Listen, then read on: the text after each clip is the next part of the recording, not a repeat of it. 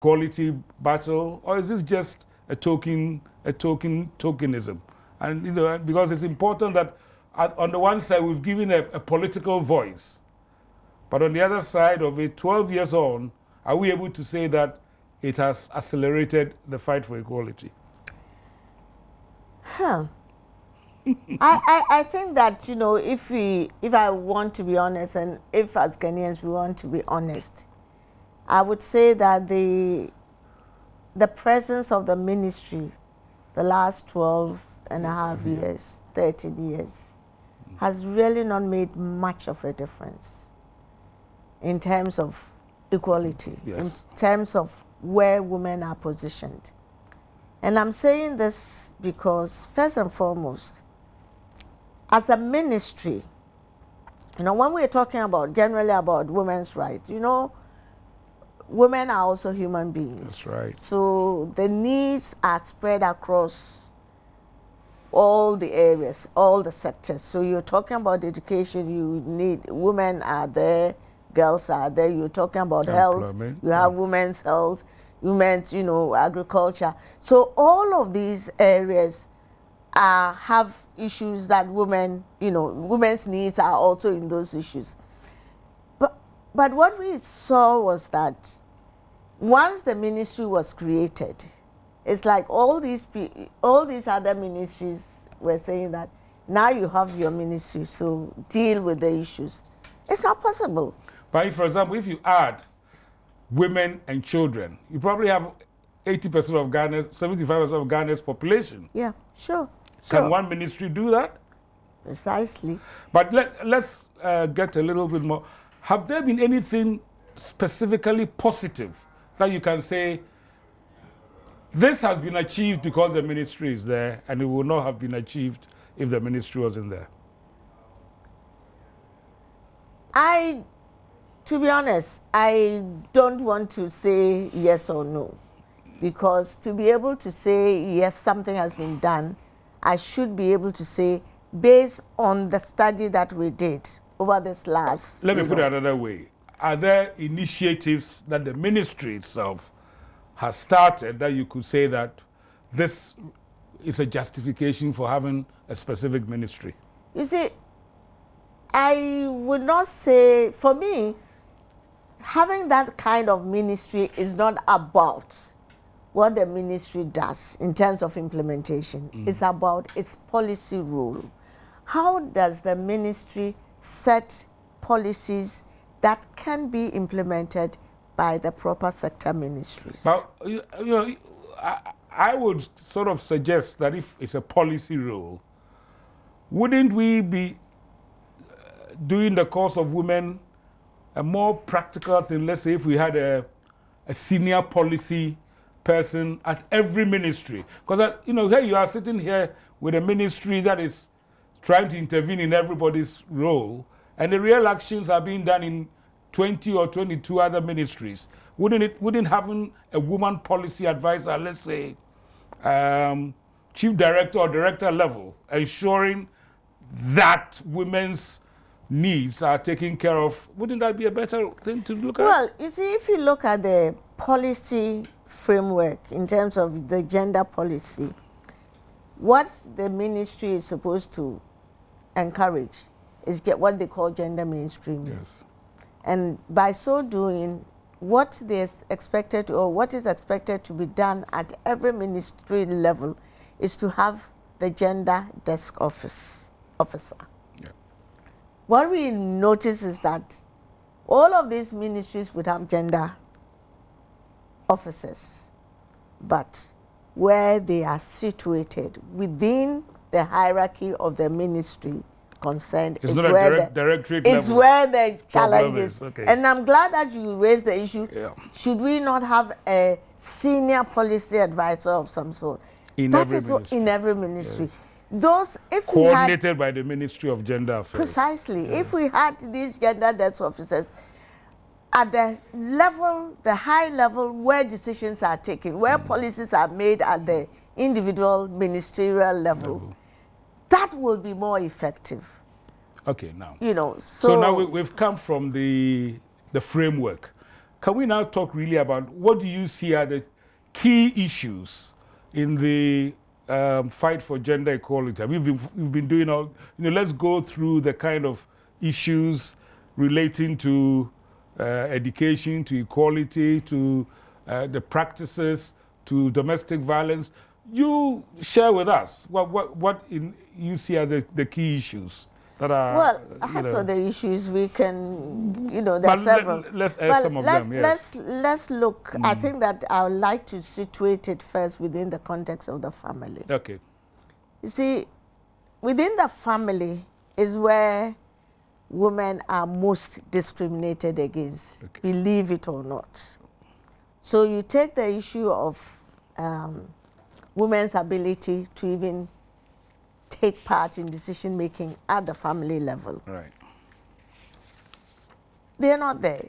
You go to families, and in spite of how much effort the woman of the family is putting into that family, resources, cooking, cleaning, being a watchman, being the doctor, being everything. And yet, when it comes to certain critical decisions, some of these women Let's give us examples, for example. For example, and maybe this is where I'll bring in a bit of religion.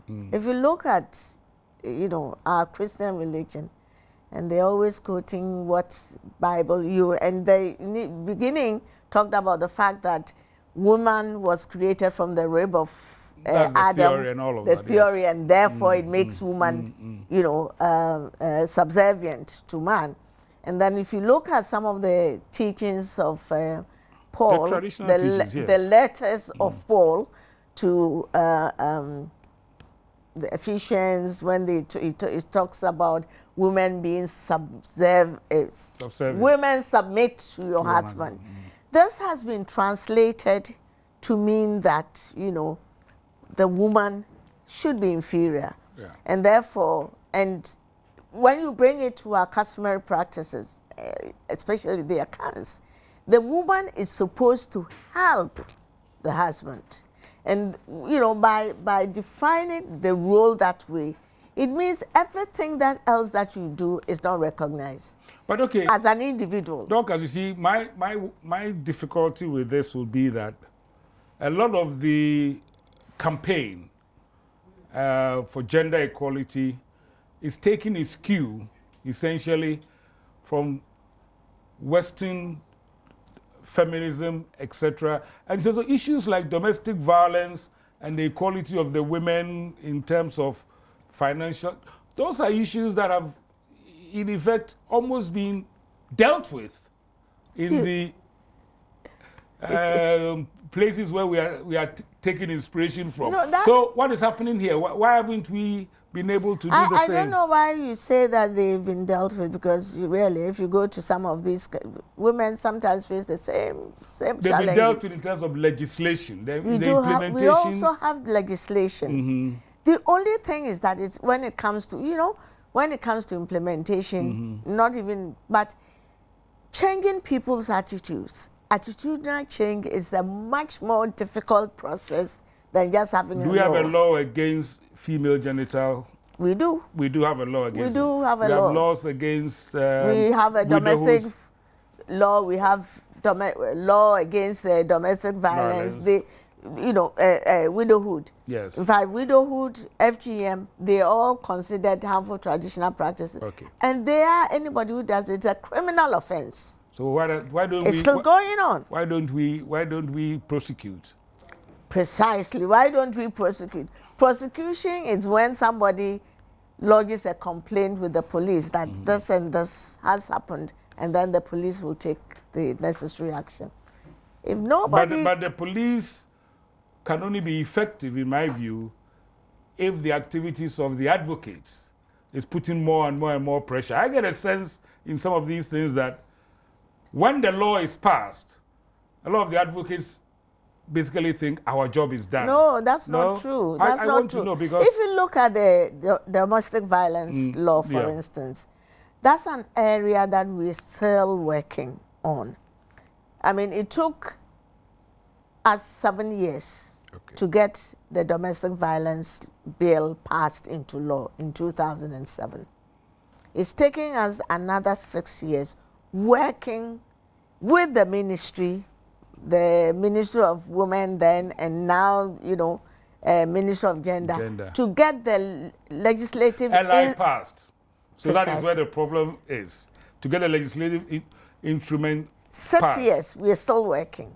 We had a meeting last week, you know, where we finally have, you know, the semblance. Just to go from law to LI is taking 6 years. The law is, the LI is to enable certain aspects. Yes, precisely. but without an LI, you cannot That's act. also another 6 years. So where is the bottleneck? Where are you getting?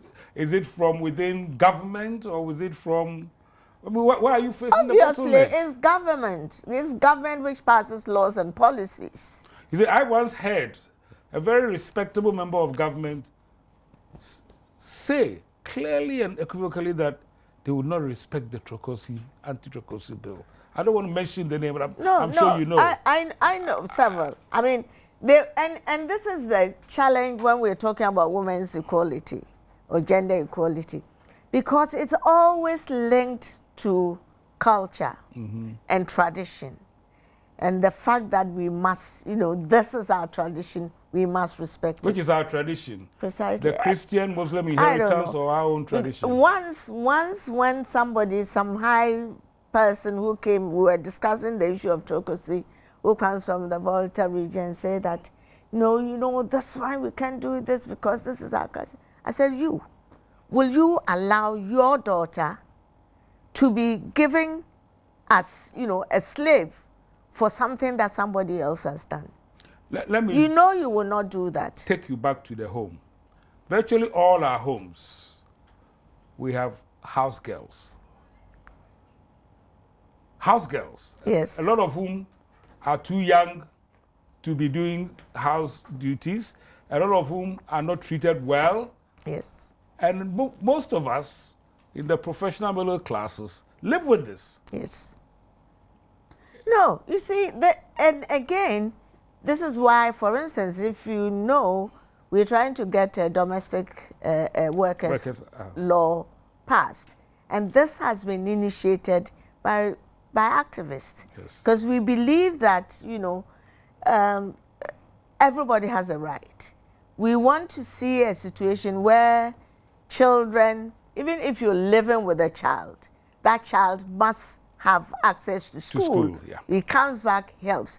And because we also should not forget that some of these children are sent by their parents because of the poverty within their families where they're coming from. And so they believe that, you know, sending that child to go and live with somebody, sometimes, you know, with very little pay or no pay at all, even if there's any financial gain, it goes to the wider family so that they can be supported.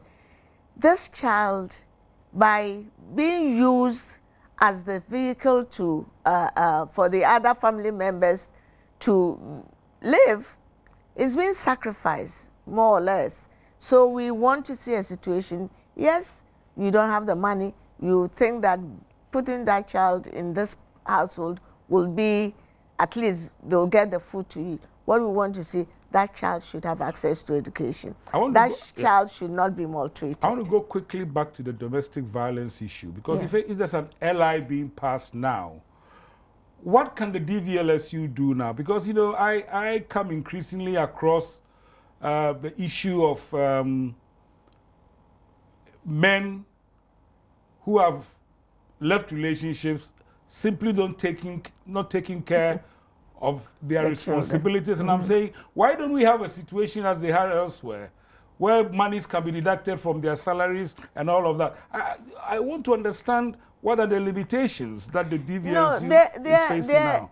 This will not be for DOVSU. You know, that will be when you've taken the woman has taken the man to the family tribunal for maintenance. That, you know, DOVSU will not do no. So the family tribunal exists and it has the powers? Yeah. So why doesn't it happen very often? No, it does. It does, but probably we don't hear about them. There are cases that, you know, FIDA, that's what we were doing for a long time. They're still doing But it. publicity might help others to also take it up. Well, yes, but if it happens only in Accra, what about the rest of the country? That's the point, yes. This is the challenge. We're talking about DOFSU. When you go to places outside of Accra, that DOFSU office, which has been set up, probably has one person and one table and one chair. Yes, That is the at the district whole at the district and the, you know, level. That's the whole DOFSU setup. Okay, so let me. You touched on how religious and cultural practices are affecting us, but I will leave that subject for now.